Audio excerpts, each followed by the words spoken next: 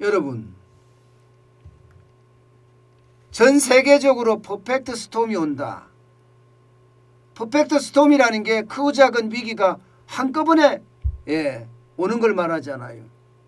지금 그렇게 오고 있다는 징후가 나오고 있습니다.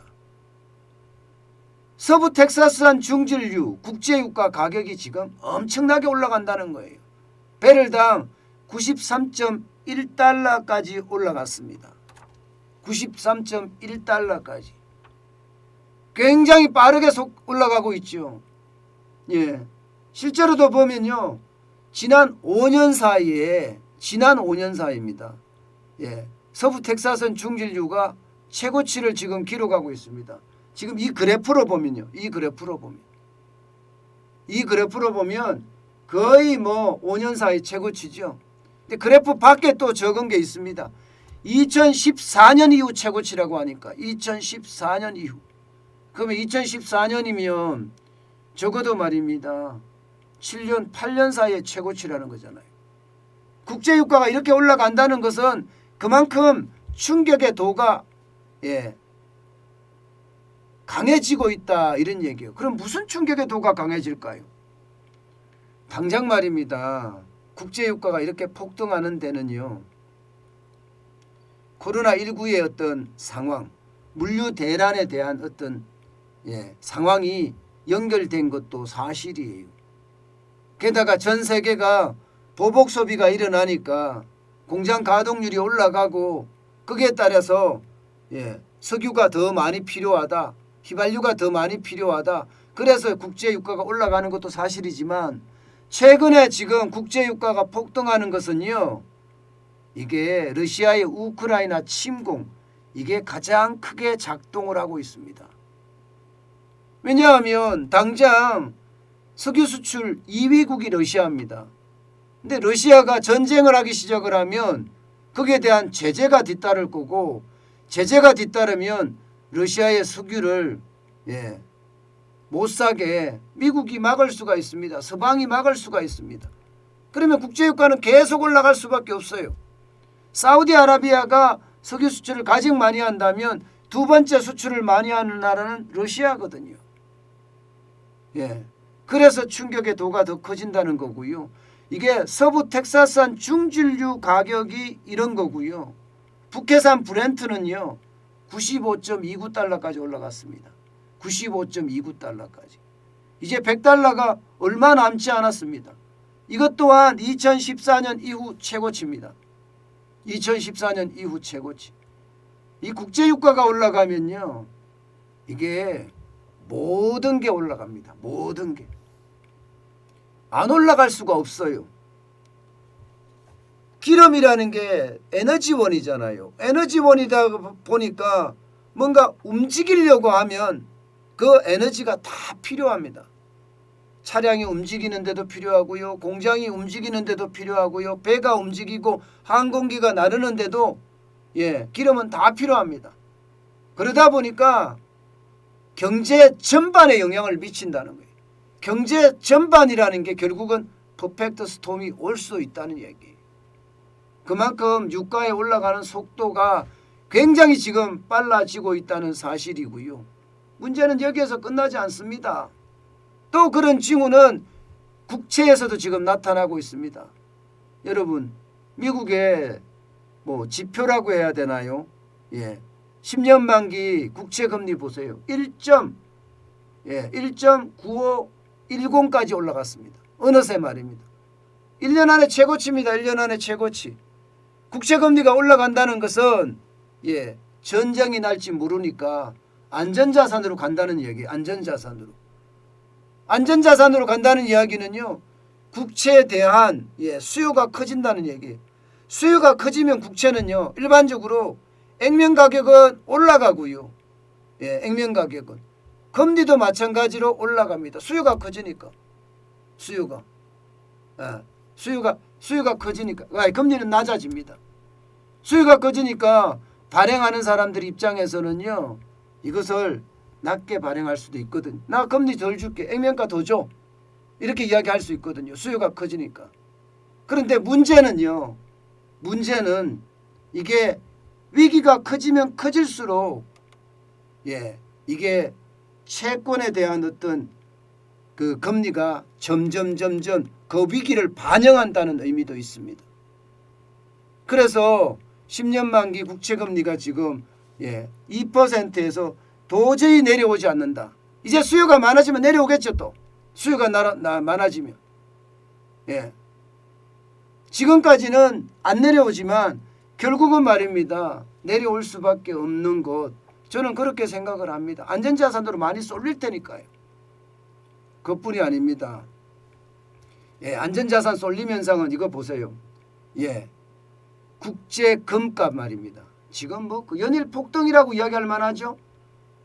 트라이온스당 1840.8달러까지 올라갔습니다. 1840.8달러. 작년에 11월 17일 날 1869.70달러 이후에 최고치입니다. 그러니까 금을 많은 사람들이 지금 산다는 이야기잖아요. 안전자산 쪽으로 몰린다는 이야기예요. 안전자산 쪽으로. 그만큼 빠르게 많은 사람들이 안전자산을 사야 되겠다. 이렇게 얘기하고 있습니다. 그런데요. 이게 결국 말입니다. 상황이 점점 달라질 거라고 예상을 하고 있어요. 더 올라갈 수도 있다는 이야기죠. 금 자체가 말입니다. 게다가 말입니다. 이거를 또 한번 보세요. 전 세계 식량 가격 지수 2022년 1월이 보면 135.7이에요. 가장 많이 올라갔습니다. 그중에서도 지금 밀 가격이 그 어느 때보다 많이 올라간다 이렇게 예상하고 있습니다. 여러분도 알다시피 곡물 수출 4대국 이러면 이게 러시아, 우크라이나, 루마니아, 카자흐스탄 이렇게 네 나라잖아요. 이 네 나라가 사실 카자흐스탄도 정정이 좀 불안하잖아요. 어디 그뿐입니까? 루마니아는 우크라이나는 이렇게 되면 지금 뭐 전쟁을 하느라고 아무것도 못할 상황이 크잖아요. 그러면 식량 가격이 지금 그 어느 때보다 많이 올라간다고 이야기할 수가 있습니다. 그만큼 말입니다. 상황은 점점 나빠진다는 거예요. 이게 전쟁으로 만약에 치달을 경우에는요. 그 충격의 도가 기업에도 미칠 겁니다. 당장 대한민국만 하더라도 러시아에 공장이 있고 우크라이나에 이 곡물을 수입하는 그런 회사들이 있거든요. 그런 회사들에도 직격탄을 미칠 수밖에 없다는 이야기가 지금 나오고 있습니다. 게다가 달러에 대한 것도 보면 굉장히 강해지고 있어요. 이것도 안전자산으로 취급을 받을 수 있는 거죠. 1199.50까지 지금 올라가고 있는데 이게 제가 우크라이나 전쟁이 아니더라도 원달러 환율은 1200선에서 지금 움직일 거다. 우리 상황이 그렇게 좋지가 않다. 그런 말씀을 드리면서 1200억 달러를 계속 이야기를 했습니다. 근데 아마 이것도요. 전쟁이 터지게 되면 상황이 더 달라질 거예요. 상황이. 이게 그만큼 더 올라갈 수밖에 없는 최악의 시나리오도 보입니다. 여러분 이렇게 되면 우리에게는 기회가 없을까요? 우리에게는. 저는 우리에게 충분히 기회가 있을 거라고 생각을 합니다. 무슨 얘기냐? 현금 비중이 많으면요. 우리가 코로나19 위기 때 2020년 상반기 때 여러분들 다 겪으셨죠. 주가가 떨어져서 그때 3월 19일인가요? 1457.67까지 떨어진 게 1457.67이었거든요. 지금은 2700이 가고 있지만 그러면 기회라는 건 언제나 있다고 생각을 합니다. 이게 우크라이나 전쟁이 우리 경제에 미치는 영향 정도에 따라서 많이 달라질 수는 있겠지만 말입니다. 분명히 주식시장에서는 충격이 미칠 거예요. 때문에 여러분 참 안 된 이야기긴 하지만 다른 나라는 전쟁을 하고 있는데 우리는 그 기회를 틈타서 부자가 되겠다 이렇게 생각하는 자체가 어떻게 하면 좀 가슴이 아프고 마음이 안 좋기는 하지만 그러나 이거는 기회임은 분명합니다. 우리가 눈을 부릅뜨고 지금 봐야 됩니다. 안전자산은 어떻게 돌아가는지, 주식시장은 어떻게 바뀔 건지, 부동산 시장은 어떻게 바뀔 건지 이거 진짜 눈을 부릅뜨고 봐야 됩니다. 전쟁이 안 일어난다 그렇다 하더라도요.